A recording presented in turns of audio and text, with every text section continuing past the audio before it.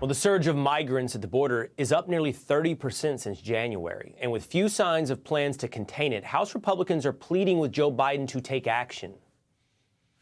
In a letter, they write, "Your administration's refusal to enforce immigration laws has encouraged countless migrants to make the treacherous journey across our border. We urge you to recognize that an immigration crisis is underway and reinstate a national emergency concerning our southern border." Former U.S. Border Patrol Chief and retired acting ICE Director Ron Vitiello joins us now. Ron, thanks for being here with us. This is unfortunate, this situation that you see at the border, these increasing numbers of migrant children, very, very concerning, alarming images that we've seen. So what do you say to those, though, who will come back and say that a declaration of an emergency, a national emergency, would be going too far? What do you say to them? Well, it's certainly an emergency, right? They're calling out FEMA.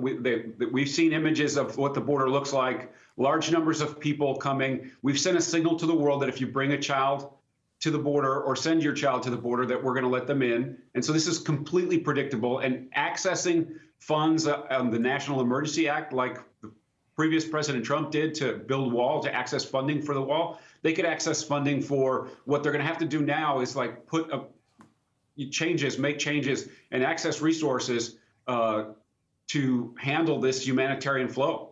We don't have a choice here, right? These people are going to come because we told them that we're going to go soft on immigration enforcement in the interior. We're going to go soft at the border. And so they're going to come in large numbers, and they've been coming thousands per day.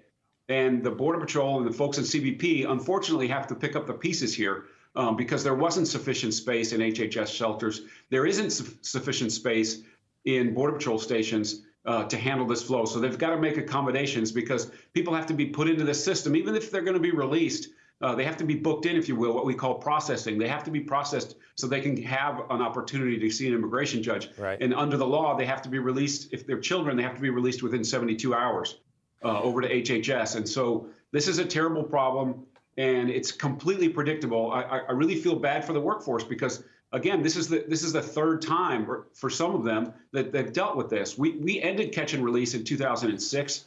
We ended it again in 2014. The courts reversed it. And then the Trump administration put plans in place, namely the migrant protection protocols and the asylum accords with the Northern Triangle, which effectively ended this kind of an uncontrolled flow. Right. So here we are again. We reversed those policies, and here we are. It's completely predictable. We've seen this movie before. I know exactly how it ends. It ends in misery for most of the people that are involved in it. Ron, here we are. I'm curious about where we're going, where this crisis is going. We noted in your introduction that illegal immigration is up 30% since January. I would imagine it takes a migrant quite some time to make their way to the United States southern border. So I'm curious where this started and where this is going. We heard about campaign rhetoric serving as an incentive for illegal immigrants. When do you think many of the migrants that are now at the border started their launch, their migration to the north? And that tells me something about where this wave could be going in the future. What do you expect the numbers to do in the coming months? Well, I think there's nothing that's going to stop this from getting worse. There have existed these loopholes in the immigration framework that if you claim asylum at the border or you bring a child or you send a child, then there's very little that the government can do. In my experience, at all of the times that we ended catch and release previously, the fix was having people detained until they could see the judge. And if you put that system in place, you'll get fewer people trying to rush the border. And so this is going to get a lot worse. It's bad now because people were waiting in Mexico for these policies to be reversed. I mean, I saw reports in the summer where people were hoping for a Biden presidency because they were going to be able to get in and Biden was going to fix the border. Because the immigration framework allows for this to happen. Congress needs to act. They need to change these laws to protect us all. But on the policy side, we had tools up until January 21st, and those tools have been taken away. And so this is what the results are going to be.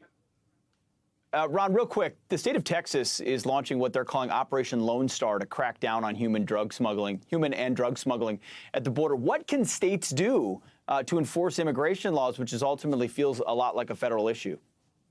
Well, they can help. CBP will be happy to have their help, and there are laws on the books in Texas against alien smuggling and criminal damage due to smuggling, and so they have some authorities to help. Boots on the ground is always a good additive to like trying to secure the border, because obviously CBP is going to be distracted by these large numbers of people and caring for children and families. Mm-hmm. Wow. Ron Vitiello, thank you for your insight today. Important topic, certainly not going anywhere, Ron. Thanks so much. Thanks for having me.